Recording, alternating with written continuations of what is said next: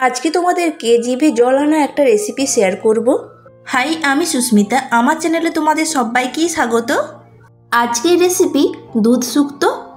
এই রেসিপিটা খুব অল্প সময়ে তোমরা এটি বানাতে পারবে এবং খুব অল্প উপকরণ দিয়ে এটা বানানো যায়।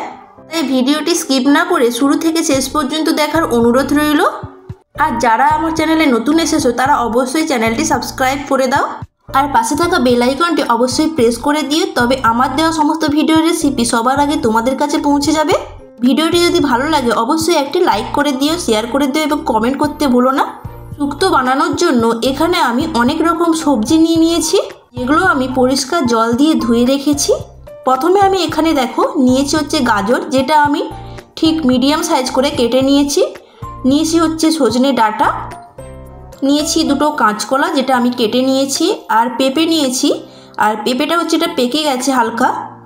নিয়েছি এখানে বেগুন, যেটা আমি দু ফালি করে নিয়েছি, আর নিয়েছি হচ্ছে উচ্ছে, দুটো উচ্ছে আমি ভালো করে কেটে নিয়েছি একটু সরু সরু করেই।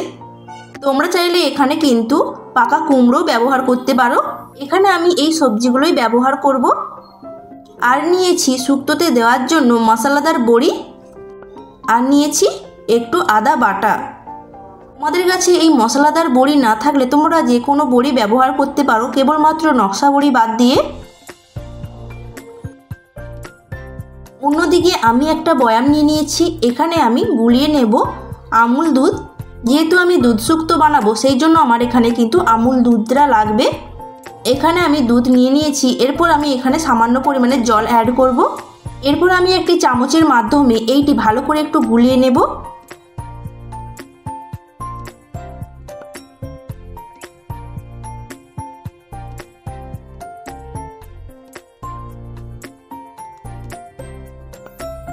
এখানে আমি ভালো করে দুধটা গুলিয়ে নিয়েছি।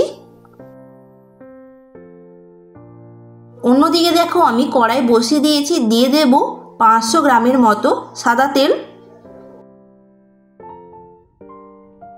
তেল গরম হয়ে গেলে একে একে আমি সমস্ত সবজিগুলো ভেজে নেব। প্রথমে এখানে আমি গাজর ভেজে নিচ্ছি, আর গাজর ভাজার সময় আমি একটু সামান্য পরিমাণে লবণ অ্যাড করব। লবণটা দেওয়ার পর আমি ভালো করে গাজরটা ভেজে নেব। আমি সমস্ত সবজি ভাজার সময় কিন্তু সামান্য পরিমাণে লবণ দিয়েই আমি সবজিগুলো ভেজে নেব।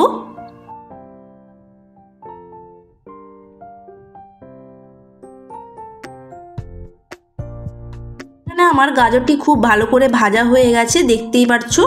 এবার আমি তুলে নেব।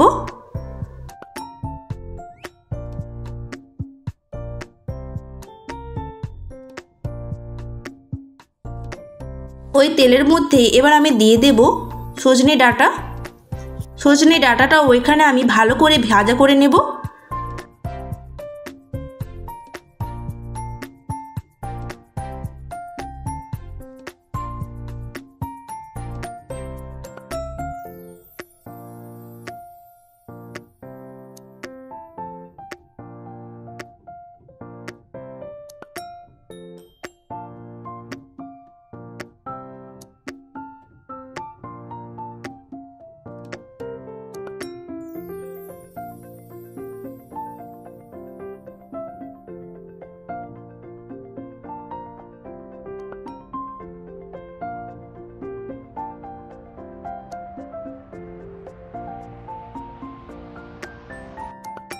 সজনে ডাঁটাটাও এখানে আমার ভাজা হয়ে গেছে, আমি তুলে নেব তেল ঝাড়িয়ে।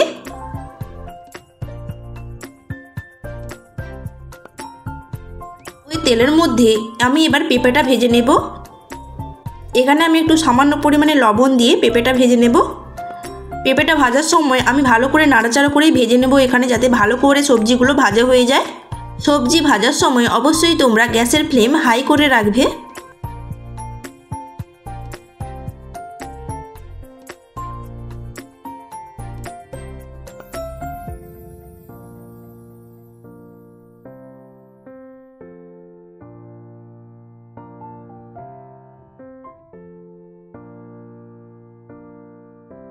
এখানে আমার পেঁপেটাও ভালো করে ভাজা হয়ে গেছে, এরপর আমি তুলে নেব।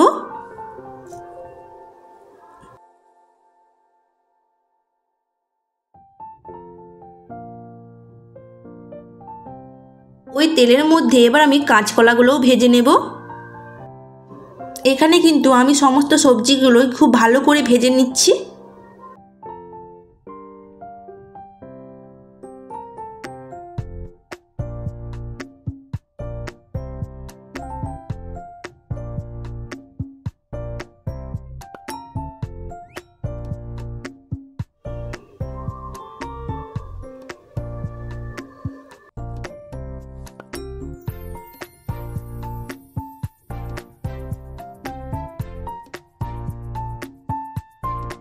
এখানে কিন্তু আমার কাঁচকলাটা খুব ভালোভাবে ভাজা হয়ে গেছে।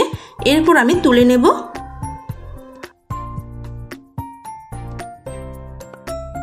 ওই তেলের মধ্যে এবার আমি বেগুনগুলোও ভেজে নেব।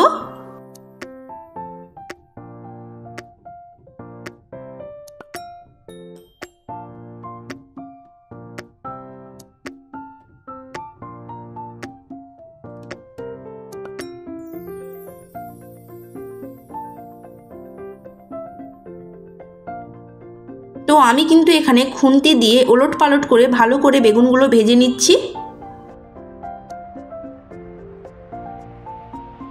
এখানে কিন্তু বেগুনগুলো আমার খুব ভালো করে ভাজা হয়ে গেছে। এবার আমি ছাঁকনির সাহায্যে এটি ভালো করে তুলে নেব। ওই তেলের মধ্যে আমি উচ্ছেটাকেও খুব ভালো করে লাল লাল করে ভেজে নেব।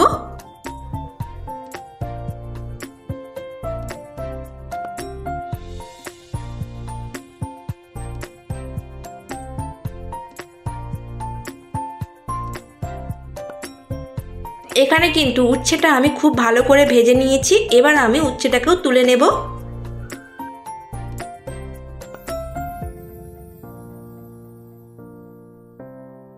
ওই তেলের মধ্যে আমি এবার বড়িগুলোও ভেজে নেব।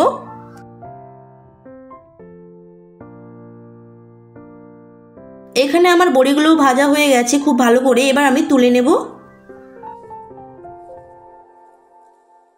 তো এখানে আমি দেখো সমস্ত সবজিগুলো খুব ভালো করে ভেজে নিয়েছি, আর সবজিগুলো কিন্তু খুব ভালো করে সেদ্ধও হয়ে গেছে।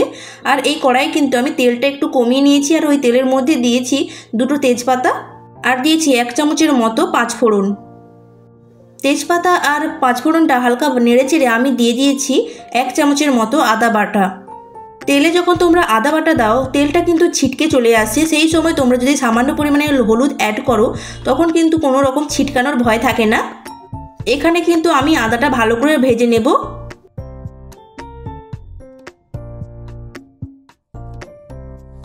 এখানে কিন্তু আমার আদাটা খুব ভালো করে ভাজা হয়ে গেছে। এরপর আমি ভেজে রাখা সবজিগুলো দিয়ে দেব।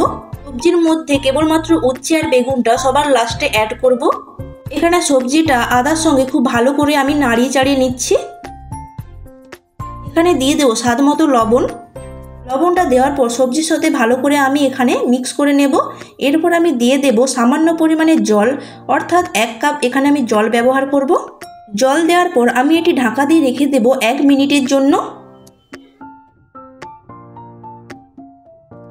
1 মিনিট পর চলো ঢাকা খোলা যাক। দেখো এখানে কিন্তু আমার জলটা খুব ভালো করে ফুটে উঠেছে, আর যেহেতু আগে থেকে সমস্ত সবজিগুলো সিদ্ধ হয়ে আছে সেই জন্য এখানে কোনো রকম সেদ্ধ করার ঝামেলা নেই। এরপর আমি দিয়ে দেব গুলিয়ে রাখা দুধ।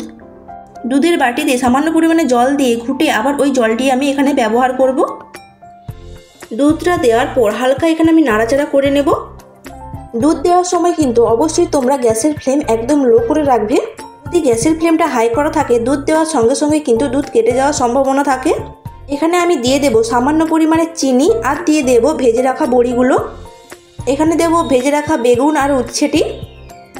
যেহেতু বেগুনটা খুব ভালো করে ভাজা রয়েছে সেই জন্য কিন্তু আগে দিলে এটা ঘেঁটে যাবে, তাই আমি এখানে লাস্টে ব্যবহার করলাম। এখানে কিন্তু খুব ভালো করে দুধ ফুটে উঠলেই আমি কিন্তু গ্যাসের ফ্লেমটা অফ করে দেব।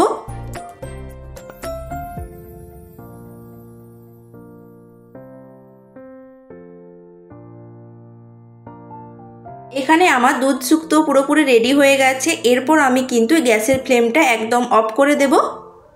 এখানে কিন্তু কোনো রকম সবজি আমার ভেঙে যায়নি, সমস্ত সবজিগুলো দেখো গোটা গোটা রয়েছে। আর ওপর থেকে সামান্য পরিমাণে একটু ঘি আমি এখানে ছড়িয়ে দেব। এতে কিন্তু শুক্তোর ফ্লেভারটা খুব ভালো আসে।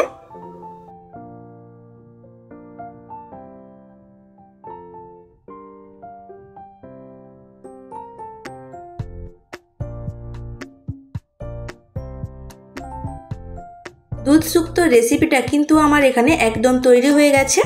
আর শুক্তোর কালারটাও কিন্তু খুব সুন্দর এসছে। এই শুক্তোর স্বাদের কোনো ভাগ হবে না, তাই একবার হলেও তোমরা এই রেসিপিটা ট্রাই করো। আমি কিন্তু শুক্তোটা এখানে একটা বয়ামের মধ্যে সার্ভ করে নিয়েছি। তো আজকের রেসিপিটা তোমাদের কেমন লাগলো অবশ্যই কিন্তু কমেন্টে জানাতে ভুলবেন না। এখানে কিন্তু কয়েকটা সবজি, সামান্য পরিমাণে দুধ আর একটু আদা বাটা দিয়ে কিন্তু খুব অসাধারণ একটা রেসিপি তৈরি হয়ে গেছে। তো আজকের মতো এখানে, দেখা হচ্ছে অন্য কোনো রেসিপি নিয়ে। সবাই ভালো থাকবেন, সুস্থ থাকবেন এবং সাবধানে থাকবেন। Thanks for watching guys, by.